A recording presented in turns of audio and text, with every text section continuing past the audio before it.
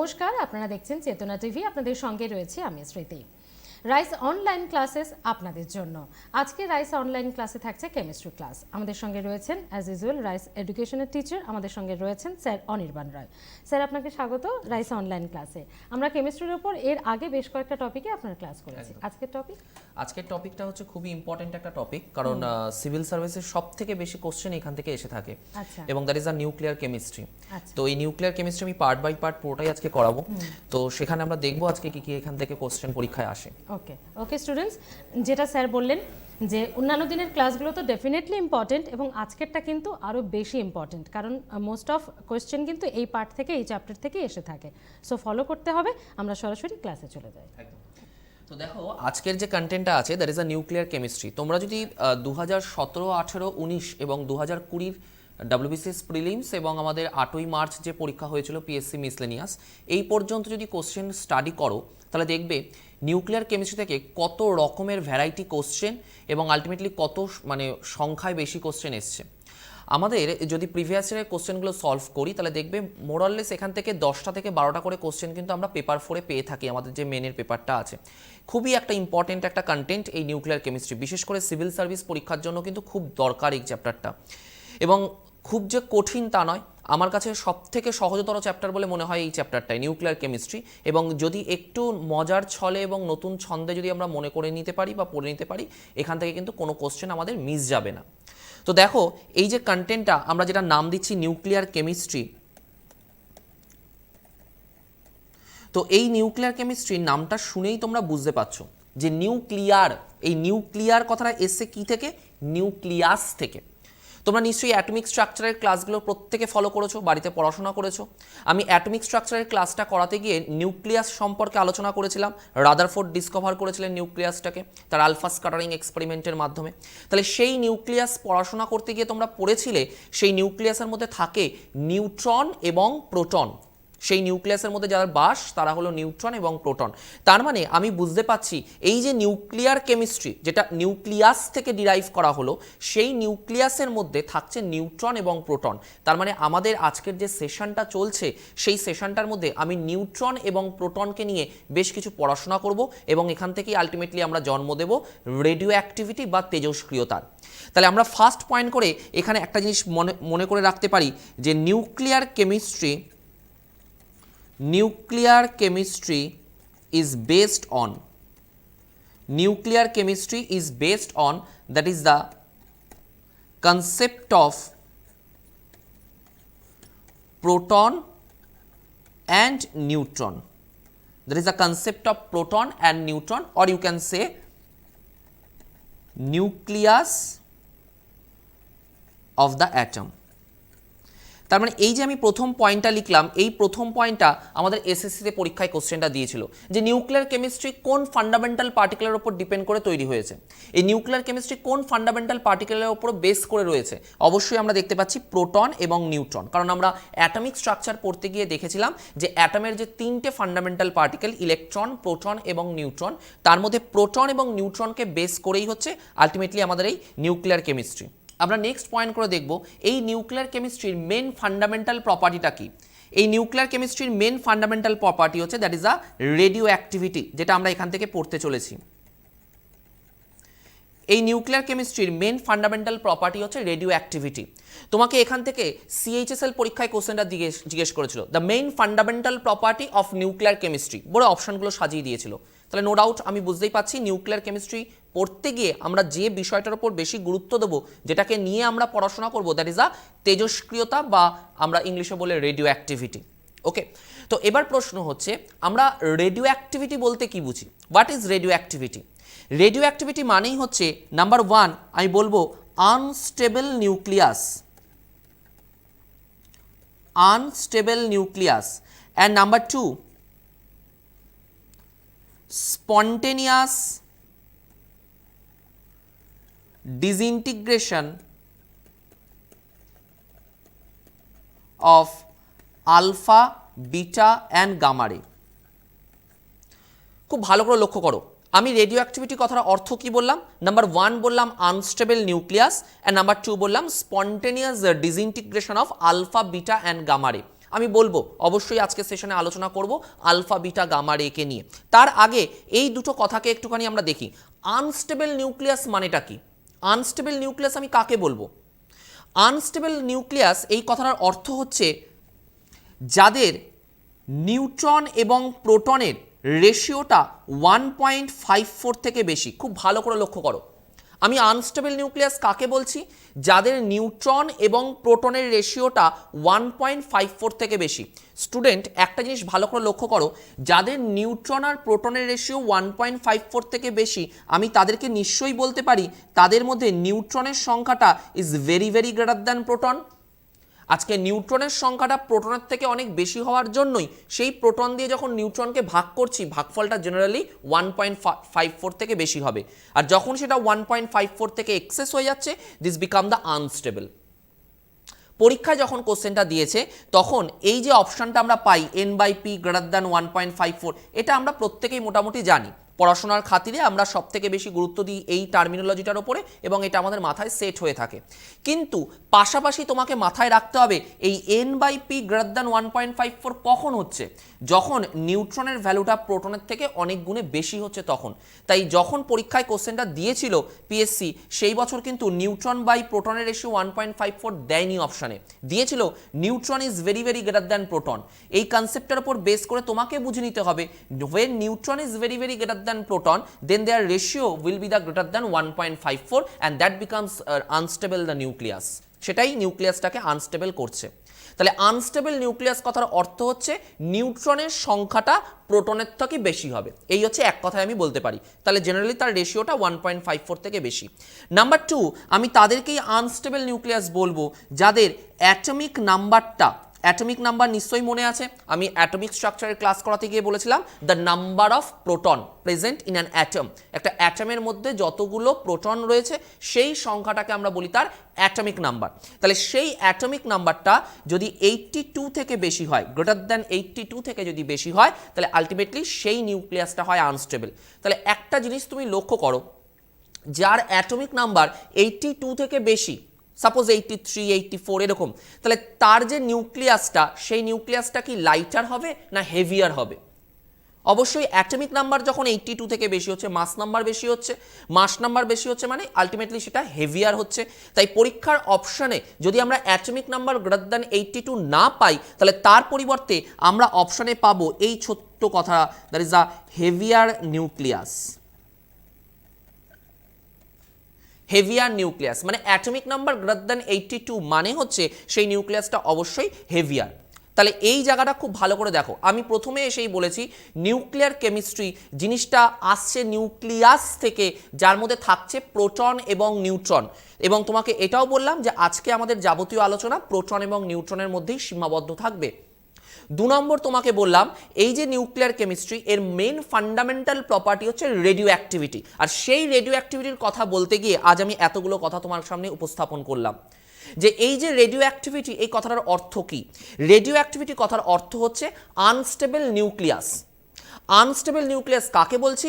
যাদের নিউট্রনের সংখ্যাটা প্রোটনের থেকে বেশি, ঘুরিয়ে বলতে পারো নিউট্রন অ্যান্ড প্রোটনের রেশিও যদি 1.54 থেকে বেশি হয় এবং অ্যাটমিক নাম্বারটা 82 থেকে বেশি, অর্থাৎ যাকে আমরা এক কথায় বলছি হেভিয়ার নিউক্লিয়াস।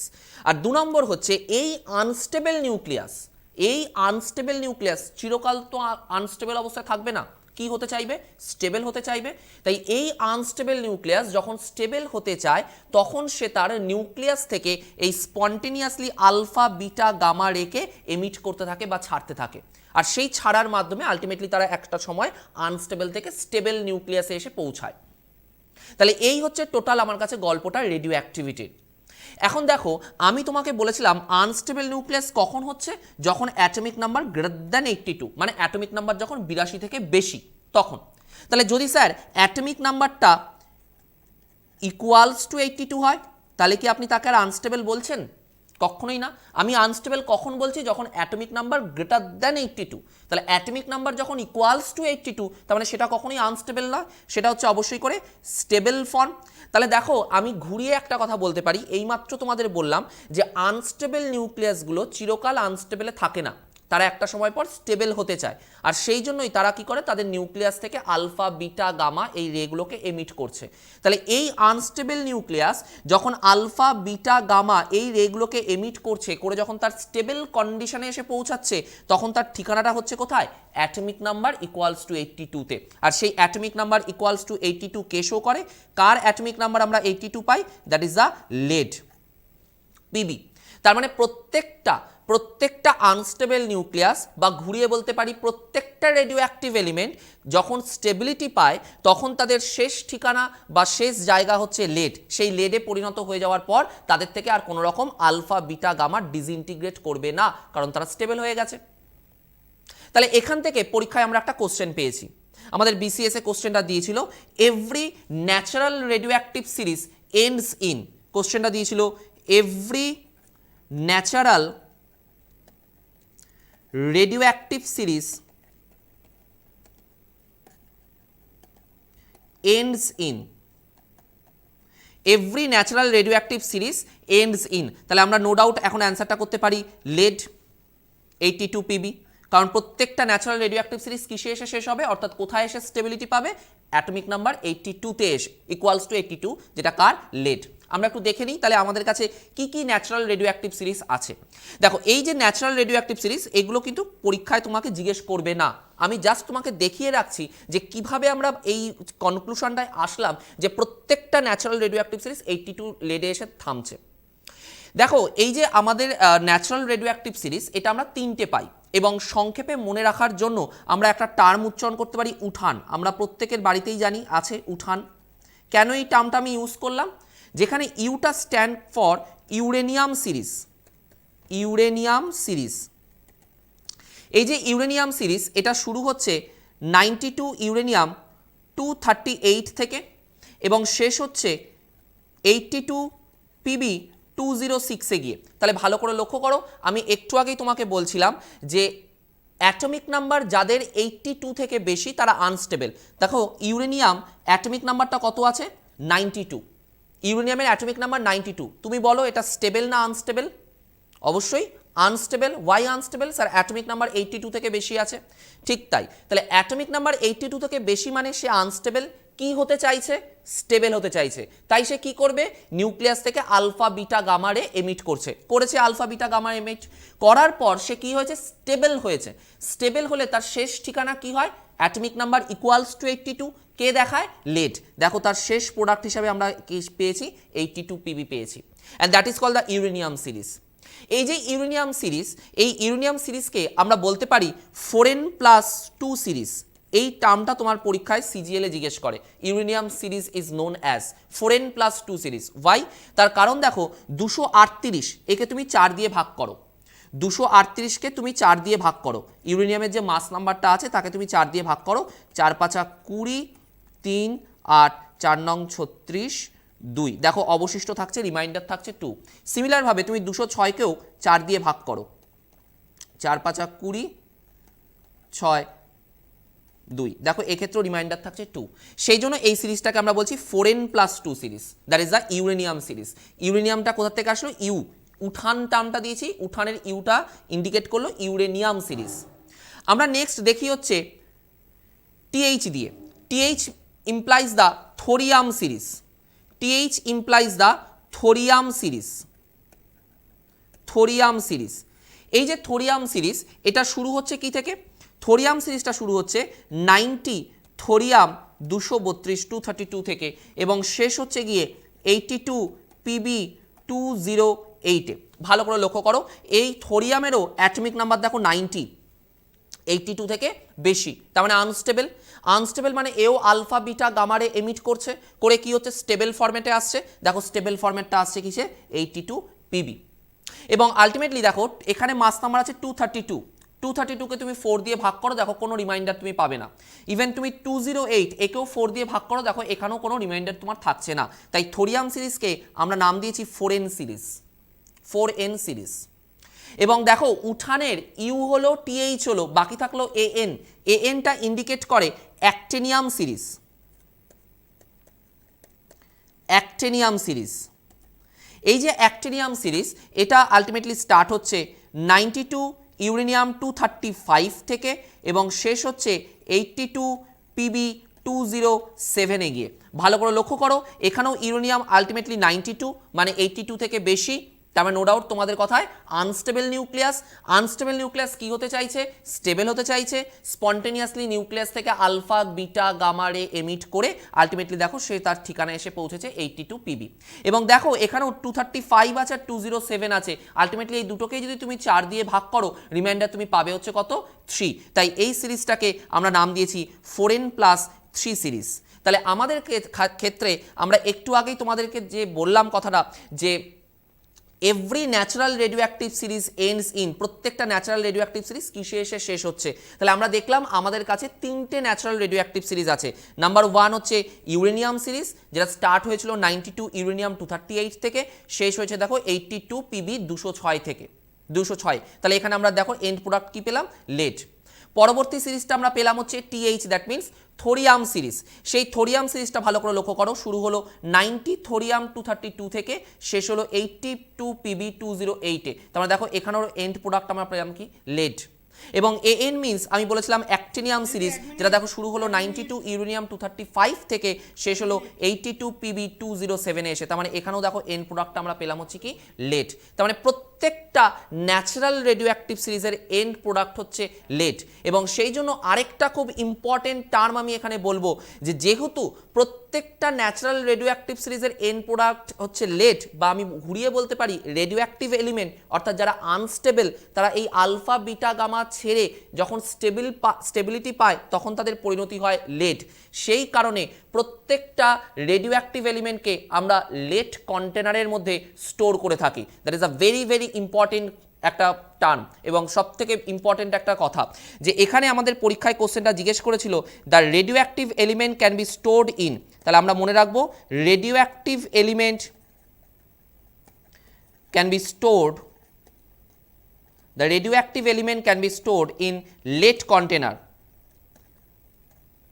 এই একই কোশ্চেন আমরা এসএসসি পিএসসি দুটো পরীক্ষাতেই পেয়েছি, যে রেডিওঅ্যাক্টিভ এলিমেন্টগুলোকে আমরা কোন কন্টেনারের মধ্যে রাখতে পারি? That is a lead container. কারণ প্রত্যেকেই যখন তারা স্টেবিলিটি হবে তখন তারা লেডে এসে পরিণত হবে, তাতে কোনো রকম টক্সিসিটি বা কোনো রকম প্রবলেম অ্যারাইজ করে না।